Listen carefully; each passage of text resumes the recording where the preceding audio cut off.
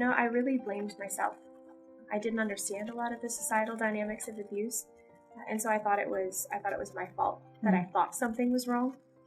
I thought someone like Larry couldn't be an abuser, that I must be reading into it. And so I really did what society often does. I blamed the victim. I blamed myself for even thinking that something could be wrong.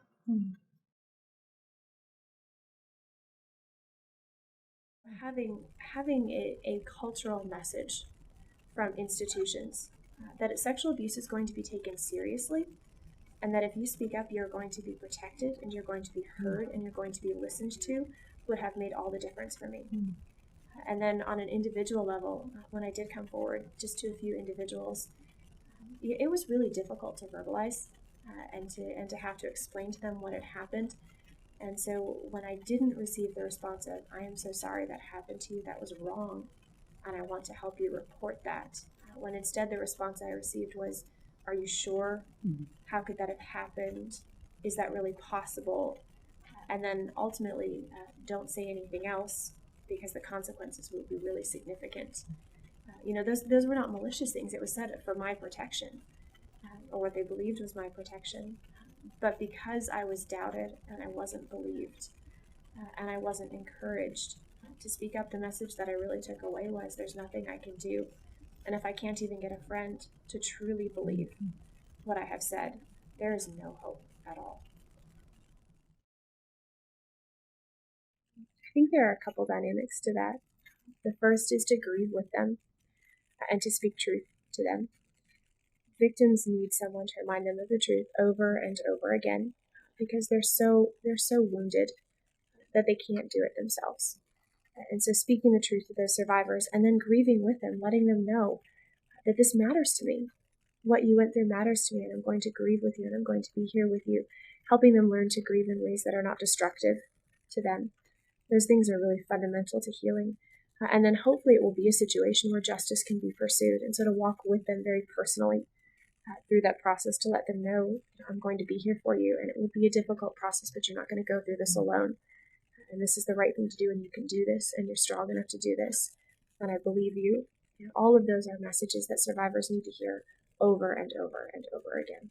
There are lies that all sexual assault survivors believe because of the cultural message that they're sent, and because of just the dynamics of abuse, that it's their guilt, that it's their shame, that they did something wrong, that maybe they could have or should have done something to prevent it, that maybe it's not that big of a deal, maybe it's their fault for not being able to heal.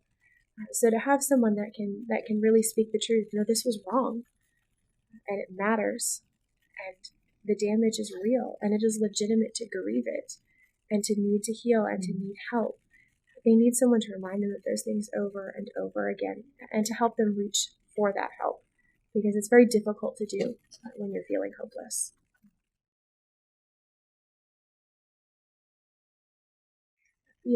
That's a little bit difficult to answer because I honestly had to get to the point before coming forward where I was able to hold on to the truth myself, irrespective of what anyone else said.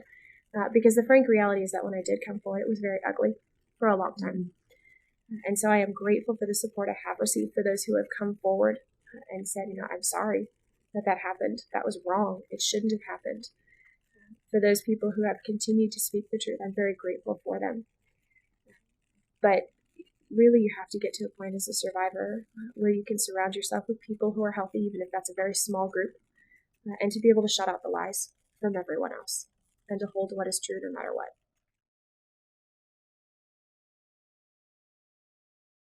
The first thing to say is, I am so sorry that happened to you. That was evil. That was wrong. That should not have happened. I believe you. I grieve with you. To send those messages that the survivor's voice is heard and that they are valued and that they matter, that is the most important thing to do right away from the beginning. When you've been able to do that, to be able to take a step further then and to say, I want to help you report this. I want to walk with you through that process. We need to do this. We need to tell the truth for your sake and for the sake of anyone else that this person may be in contact with. But you're not going to do it alone. I'm going to walk with you through that. And then to really be able to follow through on that. It is absolutely devastating when the victim is not believed. when their abuse is minimized. I've definitely heard things like, well, at least it wasn't as bad as, or why is that such a big deal? Why aren't you over it yet? Those kinds of messages are incredibly damaging to a survivor. And it will often cause them to need to withdraw even from that relationship, because that's a very devastating thing to be told, and it's very difficult to heal when you're surrounded by people who are really speaking the cultural lies that so many believe about sexual abuse. Speak up when it's in your own community, because that's really where it's most difficult, but that's where it's most impactful, and that's also where we see the least willingness to speak up. The ultimate reality is that the only people that can really support a sexual assault survivor are the people in that survivor's community. The people that are best positioned to catch an abuser and to stop an abuser are the people in that abuser's community, which are usually the same people in the survivor's community. But more often than not, the automatic response is to protect your own community, whether that's your favorite coach, your sports team, your school, your religious organization, your physical community. The automatic response is to not want to speak up, to want it to not be true, to want there to be something different about why this isn't that big of a deal or why it can't be true when it's your own community. And until we can get to the point of speaking up against our own community, no matter how hard it is, and surrounding the survivor in that community, no matter how much it costs to go against the other community members, until we get to that point, we're not going to see a real cultural shift in abuse.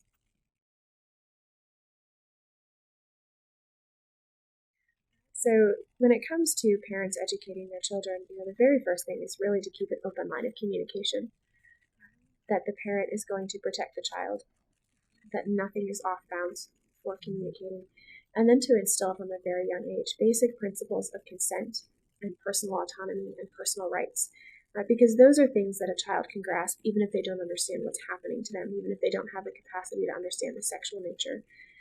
So protecting a child's ability to say no, even to things that seem innocuous, like hugging grandma. The child is in control of their body. If they do not want to give a person a hug, they have the right to say no, and that right will be supported. If they have concerns about privacy, those privacy concerns are going to be respected and worked around in a way to keep the child safe. So giving the child consent-based ideologies, a consent-based approach to living really kind of covers the fundamental concepts that are necessary for understanding personal autonomy and being able to recognize when something is off, even if the child isn't old enough to fully comprehend the rest of what is happening to them. We really try to work with pediatricians and doctors that have that same approach, that treat my children as persons rather than as entities under my control. And so our pediatricians talk to our children directly. They ask my children for consent directly. Can I listen to your heart? Can I look in your ears? And we really work with them as much as possible to make sure that, again, that those boundaries are respected. And that takes a little bit of effort when you have young kids. But it's important for me, for my children to understand that people need to ask before they touch them, that they have rights, that they have the right to personal autonomy, and they have the right to say no. And their boundaries can and should be respected.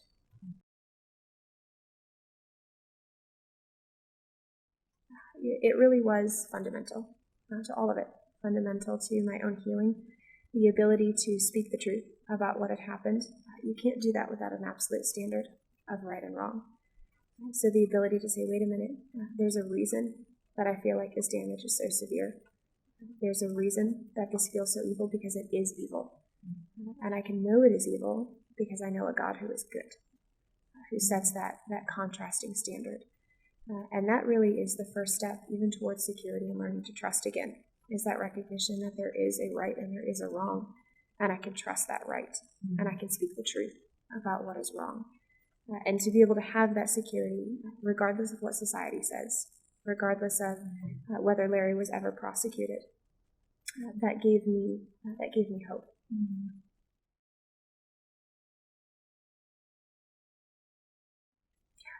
I think that's a really personal question in that it's different for each individual. I know some who are at the very beginning of their healing journey that would be very offended by the term victim because they're working so hard to get to the place of survivor. I actually often use both terms when referring to myself, because one thing that I do think is important for society to understand is that there was a victimization that occurred, and there is damage that is left, and we need to take that seriously so that we adequately support victims, so that we recognize the damage that is done. Because I do think oftentimes we have this connotation that when someone has moved forward to survivor, it means they're like they were before they weren't abused. And that's not true. That isn't true. So I would use the term survivor more for someone who has just made it through and who is working to come out on the other side. And that's a long journey. But I do think it is important to an extent to not lose the term victim, because we need to remember that there was real damage that was done and that there are real people that still need real help.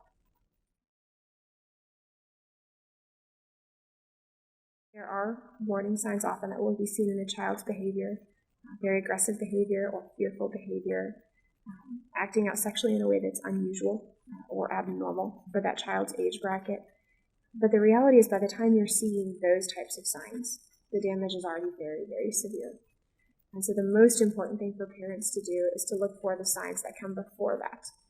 And those you pick up from the predator's behavior. And being able to trust your instincts. If something doesn't feel right, trust that and go with that, regardless of what anyone else says. Trust your intuition.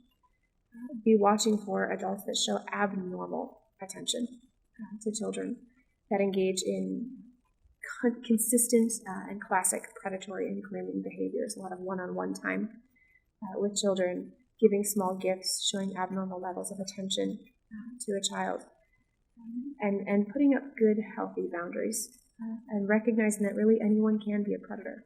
And that's a painful and a frightening thing to recognize, but until you recognize that predators aren't usually, the man in the trench coat with a van with no windows. That's not what it looks like.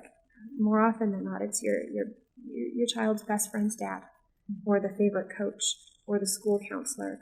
It's someone who has ingratiated themselves into the community, who is skilled at manipulation. And so to watch for those predatory signs, but to recognize that really anyone can be a predator, and to put up wise boundaries around your child's interactions with adults is something that's very important for parents to do, and then to follow their intuition if something doesn't feel right. There is a fine line to walk between respecting your child's privacy and giving them personal autonomy, which is very important, but also putting up healthy boundaries and supervision, because children don't have the capacity to understand the danger and the risk that they're involved in. And so my parents, when we had friends over, we had an open door policy. We didn't play behind closed doors with our friends, and we didn't do hardly any sleepovers, really. My parents had access to, our computers.